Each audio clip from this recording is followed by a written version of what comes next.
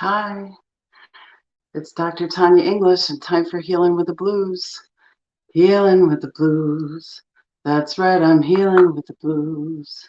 I've got nothing left to lose. That's why I'm healing with the blues. Such a pain inside. The love that's there for me, I have denied. I've never had the blues this long, this deep, this wide. That's why I'm healing with the blues. Now you'll notice that I'm going live in StreamYard. So if you haven't signed into StreamYard, only one time you have to do it. Then I'll see who's commenting here. If you don't sign in, it'll just say comment. So I won't know who it is.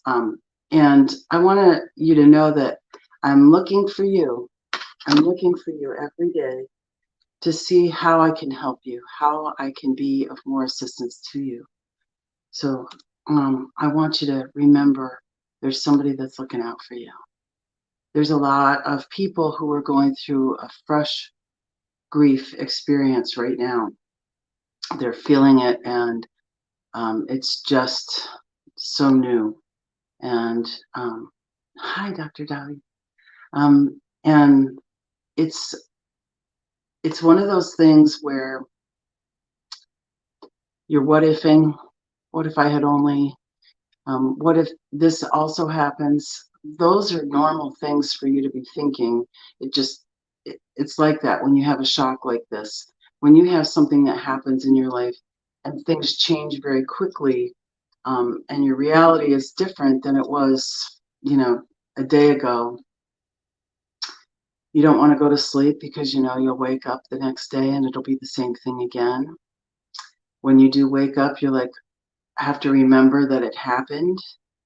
That person is gone, or that job is over, especially if it's your loved one who is dealing with so much that you can't get in there with them to help them deal with it.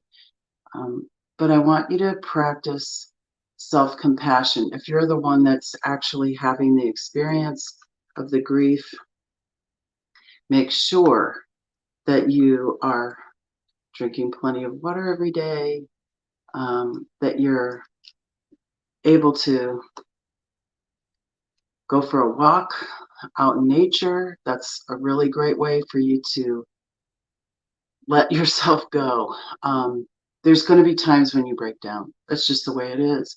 You're trying to find a new normal, and there's nothing, it seems like, to hold on to because everything's changed. But not everything has changed. Everything in your life and the way you orient yourself to the world has changed. Yes, but the world is really the same. When this happened to me, when my son was stillborn, I would think, God, I wish the trees were blue and the sky was green. It just seemed like everything was different. And yet it was comforting to know that the trees were going to stay green and the sky was going to stay blue, and that it was a new way for me to navigate in a world that I was familiar with. So allow yourself to have that compassion of giving yourself the time to really see what you have to go through. You cannot hold this back.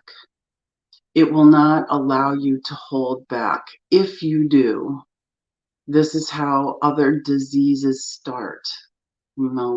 Dis-ease is you not feeling easy with yourself or with life in general.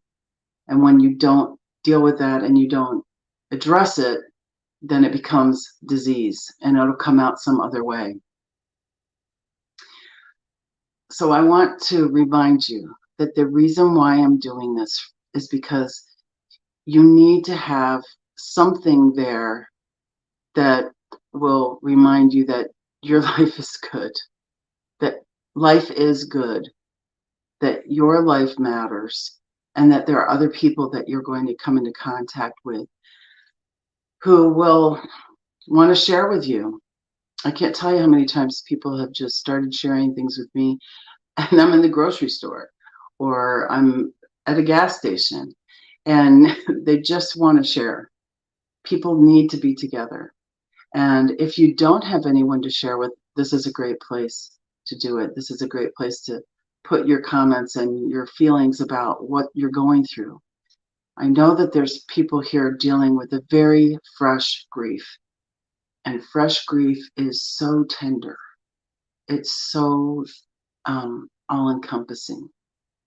So I want you to practice self-compassion, and that means that when somebody acknowledges your grief, that you actually, say thank you to them for doing that, because it's going to make a difference in the long run for you if you can respond. So just say thank you. You don't have to go into the story if you don't want to. You don't have to do that. You're not required to tell everybody the story. In fact, it's okay for you to write that down. This is one of the ways that writing transmutes the energy. So writing down your story can be extremely helpful. Letting yourself actually have the experience of, here's my story, here's what I'm wanting to share, and write it down. Allow people to see this. And then another thing that you can do, like I said, make sure that you're drinking plenty of water. So important to stay hydrated, because as you become depleted, from crying and just having to live in this new normal, it's really important that you hydrate. Now, I know it sounds silly and it sounds like, it's so trite to drink plenty of water, but this is the transportation system in your body to remove waste and get nutrients in. It's just that simple. So make sure that you're drinking plenty of water. I mean, like a 64-ounce bottle of water every day, at least that, if not two. Drink water. Yeah, you're going to say, I'm going to go to the bathroom all the time. Well, you're not peeing out water. You're peeing out waste products. So let that happen. Discovering a breathing meditation, something that you can hang your hat on as far as breathing goes. And we talk about 4-count breathing all the time. So we're going to do that this morning too. We're going to do some 4-count breathing. And then a meditation where you're saying ah, or you're saying om. Ah is the sound of source energy.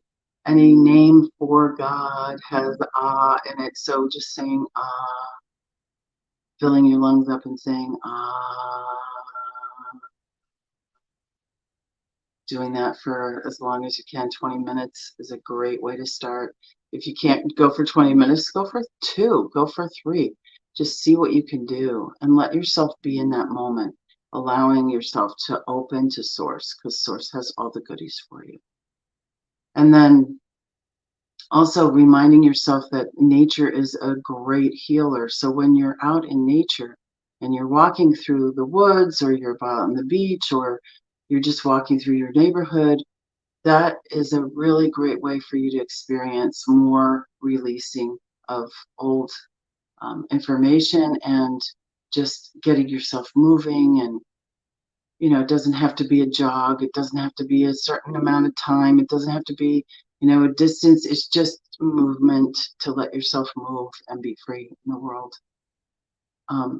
Doing these things is really important because you're taking care of yourself. This is what I mean by self-compassion. Don't belittle yourself because you're going through something difficult. It is difficult to lose a loved one. It's, horrendous. Even if you weren't really close with the person, it can be horrendous. Even if, the person is distant from you, it can be horrendous. So just allow yourself to be compassionate with yourself. Grief hits everybody in different ways, so just let it be okay. And then the final thing that I want to talk to you about today is how your energy is going to experience the grief, because we're all energy beings. We have molecules and atoms shoving around, bouncing off each other, vibration all the time. Even the colors that you see are vibrating in your cones and rods in your eye to create the color. So just remember that your vibration, and as you allow yourself to experience vibration, that it's going to be an easier way for you to heal. And that's why we can consistently and are constantly telling you to allow yourself to have these things happen. Allow yourself to go through the grief. Allow yourself to have the experience of what it is that is new, and what you need to let go of. Now, if you're in fresh grief, there's not a whole lot of letting go of things, but you can't. The one thing I will say is you need to let go of beating yourself up, because things happen, and they happen in our lives so that we can learn. And that's it.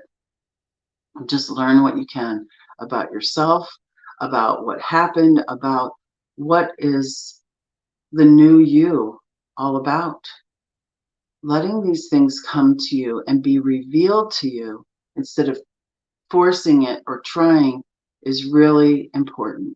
And then you can get to forgiveness for yourself and others in the situation. Let yourself learn from it. Let's do some breathing. So we're going to do 4-count breathing, and that's in, hold, out, hold, 4 counts each. And I'll count it for you. So let all your breath out, exhale, and now breathe in. 1, 2, 3, 4. Hold it in. 1, 2, 3, 4. Exhale. 1 through your nose. 2, 3, 4. Hold it out. 1, 2, 3, 4. Inhale. 1, 2, 3, 4. Hold it in. 1, 2, 3, 4. Exhale through your nose. 1, 2, 3, 4. Hold it out. 1, 2, 3, 4. Breathe in. Hold it. Exhale. Hold it out. Inhale. Hold it. Exhale. Hold it out. Breathe normally. Now, most people will feel a little more calm, more centered, lighter when they're having this experience. Feel free. Feel free. Do this every day. Do it until you can't do it anymore. Count to 4, and sometimes you're going to say, oh, I'm already at 8. How did I get there? Just do what you can. Allow yourself to get quiet. Maybe you'll have tears during this. That's okay too.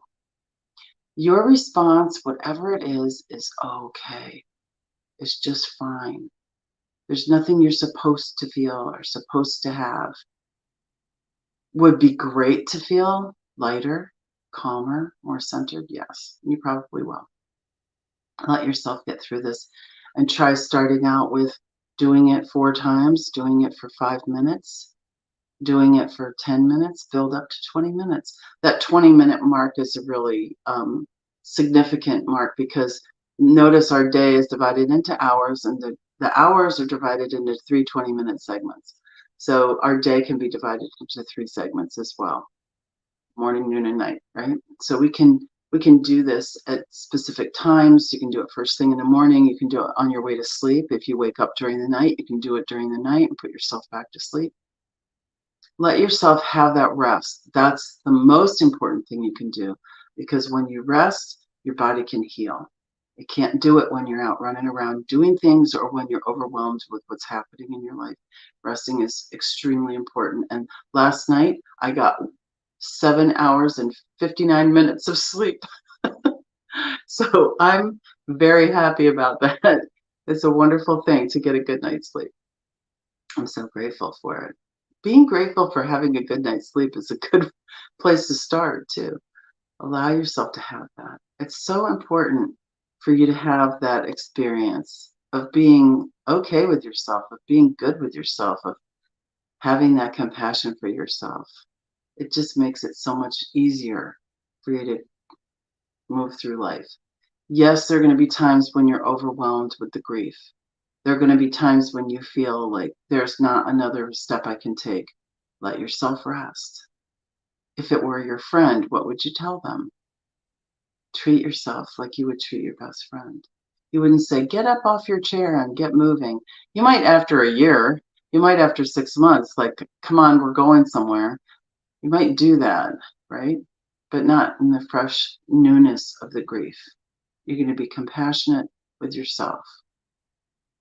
Practicing self-compassion is a beautiful thing, because when you are compassionate with yourself, it will overflow to others and they'll feel it too. And everybody needs compassion. Everybody. Because hurt people, people who have been hurt, need that compassion before they go and hurt someone else.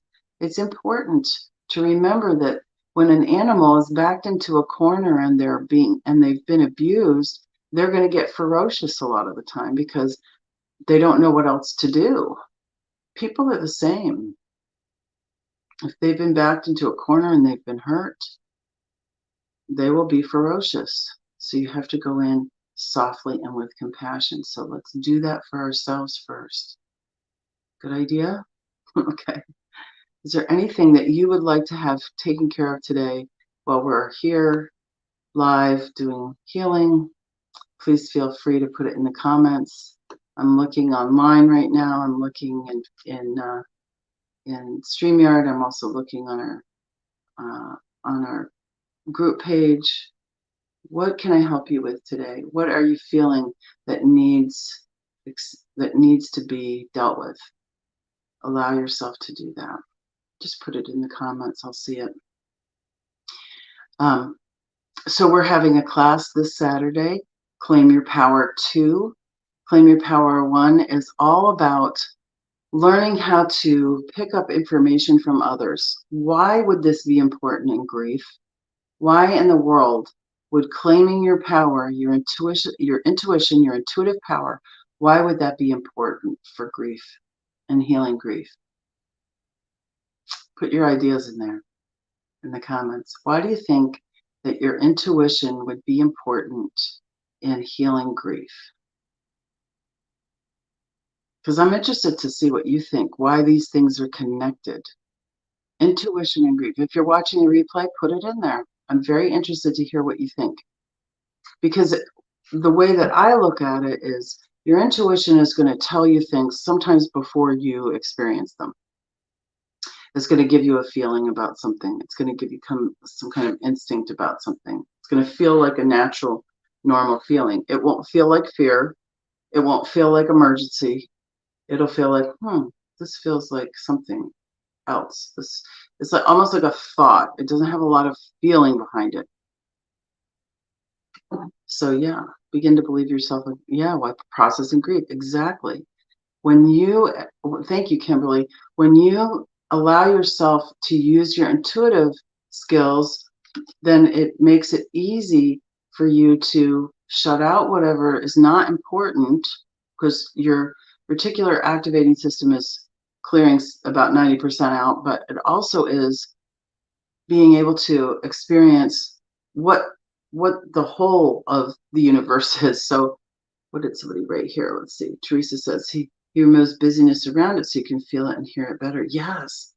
Yeah. So what happens is the busyness gets removed, and as you're dealing with your intuition, you're just looking for those simple things that are showing up, and you're not editing out information that's coming to you. Because most people, what they'll do is they'll say, oh, well, that can't be it, and then move on to the next thing when they're glossing right over the most important thing. So when we're doing Claim Your Power, the first class, we're practicing reading another person's energy. We're actually going in breakout rooms and we're practicing reading another person's energy. And we've done this on Zoom and we've done it live, and it works great both ways. There's nothing that you have to do or change. It's just being open to what is showing up in your mind. And I'll give you an example. The example that I have is I was doing this for the first time intentionally, because I've been doing it for a long time unintentionally. And the person who I was reading was sitting in front of a window, and outside the window was a flag flipping around like crazy on a flagpole. It was very windy. And it just like occurred to me. I said, were you kind of wild when you were younger? But you had some stability in your life. The flag flipping around was acting really wild, but it was attached to a flagpole. And she said, actually, yes, I was a wild child, and the stability in my life was my father. So something as simple as a flag on a pole helped inform what I was picking up from the person that I was reading. You see, everything works for highest good. And even when you're in this extreme grief, in this very fresh grief, if you can hang your hat on that, if you can believe that for even a moment, that everything happens to the highest good, and you just go, I don't know where the good is here, but it's somewhere, because that's what I've decided to believe. You get to decide what you believe. And then you'll start seeing what you believe. It's not, I'll believe it when I see it. It's, I'll see it when I believe it. So allow yourself to believe first. Yeah. When you're using your intuition, when you're relying on it, when you're exercising it, then lots of little hidden things, become revealed to you. And can you communicate better with the person who's on the other side? Of course you can. They're not gone. They're just in a different iteration of themselves. You know, we're infinite beings. Matter can't be created or destroyed, it just changes shape, right? So when my body dies, it will change shape, and my soul is infinite. So that's why I call myself a soul chiropractor, because we're working on clearing up whatever is in the way of you feeling that infinite being that you are. You're a divine expression of love. So why not feel that way when you're in the world? It's okay. And my prayer before I do my lives is, let me be a vessel for someone to receive healing. Let me be a vessel for source to use so that you can receive healing. What if you decided that was your purpose every day? Or that your purpose was to find joy in every situation? Or that your purpose was to see beauty in every situation? Or your purpose was to give and receive love in every situation? Why not? I mean, that's kind of a big deal, isn't it? When you think about it, every situation, you're going to find love and joy, receive and give. Pretty amazing. But it can happen like that. So I want you to allow yourself to have that. Just say, it's okay for me to have self-compassion. It's okay for me to not agree with somebody that's being negative. It's okay for me to just look for the good. That's a good thing. Because when you seek, you'll find. So ask yourself, what am I seeking? And now if you're freshly in grief and, you know, it overwhelms you at times when you least expect it. You know, you might be at the grocery store and you see something and it just like breaks you down, you know, because you have a memory of that, I don't know, eating raisin toast, it's a cinnamon raisin toast or something like that with your grandmother. You know, there's things like that just like the smell of something, it's so integral to memory, sense memory with smell. It's amazing what can happen. So just be really kind to yourself. Let yourself have the cry. There's somebody around you probably in that situation that wants to do it too, and they're not letting themselves. Remember, suppressing your feelings, they're going to come out later. You can't really box them in effectively. I mean, there are people that do, obviously, but it's going to come out some other way if you don't find a way to release it for yourself. So just be really kind to yourself and let yourself have the good cry. Let yourself have the ugly cry. It's okay. Crying is cleansing. It when it crosses the line of cleansing is when you can't stop. Like after hours, you can't stop. That's when you need to like do some tapping. I'm so sad. It's overwhelming how sad I am. Do this with me. It's overwhelming how sad I am, and I can't stop crying. And I just feel bereft. I'm at sea. I have no rudder. I have no sail. I'm just bouncing around in these waves of emotion, and I can hardly stand it. And it hurts. It actually physically hurts. And I just don't know what to do. Because I can't believe I have to go through this. Like, it's just like unbelievable that I am going through this, even after my person has had a long illness and I knew this was coming, and maybe they were really old, and you know, people die when they're old, and I just still feel like I'm so so freshly wounded. This is such a huge experience, and it is overwhelming. And I acknowledge my feelings. I own my feelings. I honor my feelings. Take a deep breath. Let yourself settle for a moment. See how it feels when you allow yourself to have that moment of, I'm going to take care of me. I'm going to say how I feel. I'm going to tap on that, because tapping is like magic. It brings me from fight or flight to rest, digest, and heal. You're not going to betray the person because you're healing from this wound. They want you to live. They want you to move forward with your life. Nobody wants you. Let's all die together. That would be somebody that's ill, mentally ill. You be the one that's mentally healthy and acknowledge, own, and honor your feelings. You can do that, and it's okay. It really is. And you'll be able to help somebody else when you do that for yourself. Let's do one more tapping. Start right here. There I am. I'm feeling a little lighter. I'm feeling a little less overwhelmed. And there's so much more. There's so much more there. And how will I ever clean out all of this? But here I am, tapping, taking care of myself. I'm allowing myself that moment to just say, I can do this. I can tap on myself right under your arm, way up high. I can give myself just a moment to take a break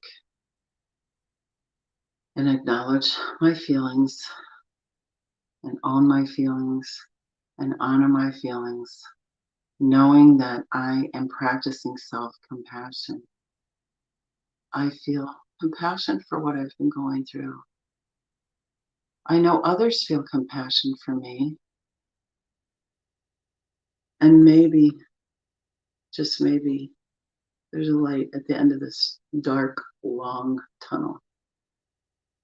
And I can let myself see that light, get an idea of that light, knowing that I can put one foot in front of the other. I can take action. I can breathe intentionally. I can tap intentionally. I can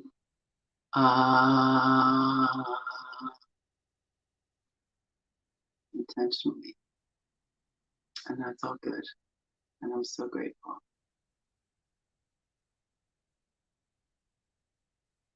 Look, everything in our life is happening for us, not to us. When you start to look at things that way, it's going to open up a whole world of possibilities to you. That's what I want for you. A world, a universe filled with possibilities, infinite possibilities. And until then, take a nice deep breath in, all the way up through your crown chakra, up through the top of your head, up into love, light, source energy, up into the center of the universe, wherever that is. And as you exhale, let this energy come back down through all layers, all levels, down through all the chakras, through the center of your body, down through your feet, into the deep core of the earth, as I say these words in the I am. God is all there is. Love is all there is. Life, light, source energy is all there is. And I recognize right here and right now that I am one with God, love, light, life, and source energy. And I'm never separated from this energy. If I feel separated, it's a false feeling. And all I have to do is breathe in, inspiration, inviting spirit in, and exhale, gratitude. Thank you. I am so grateful to be able to put my attention on my intention where there's no tension. I can just allow myself to feel compassion for me, for everyone around me, for those who have passed on. And I can allow myself to have it revealed to me little by little as I'm aware of it, as is my way, to be able to see more and more love, joy, peace in life. I'm not betraying anyone. I'm living my life. And as those who have passed on are cheering me on from that other side of that thin veil. I can feel their love. I can feel their compassion for me. I allow it in. I say yes, yes, yes, yes, yes, yes, to more love, more joy, more peace, more compassion, more abundance, more enjoyment. And that doesn't mean that I'm letting go of the person that was here with me. It means that I'm allowing their life to live on through me. I'm so grateful, so grateful. I authorize my subconscious to let it be so, to dissolve any constrictions or contractions that are keeping me from my highest good. Any chains that are binding me, I release them. I dissolve them into unconditional love. I say that it's so, and I let it go, knowing that it's already done. Thank you, God. Thank you, God. Thank you, God. And so it is. I hope you have the most beautiful day, and you are healing today. Much love, many blessings. I'll be here next week, and Saturday's our class, so make sure that you sign up for that class if you haven't already. And by the way, if you haven't done Claim Your Power 1, and this is just for you in the group here, I have this in a couple different places. If you haven't done Claim Your Power 1, schedule a Spotlight Intuitive Energy Scan with me before Friday, and we'll get it done, and you can come to Claim Your Power too. I'm so grateful. Much love, many blessings. Bye now.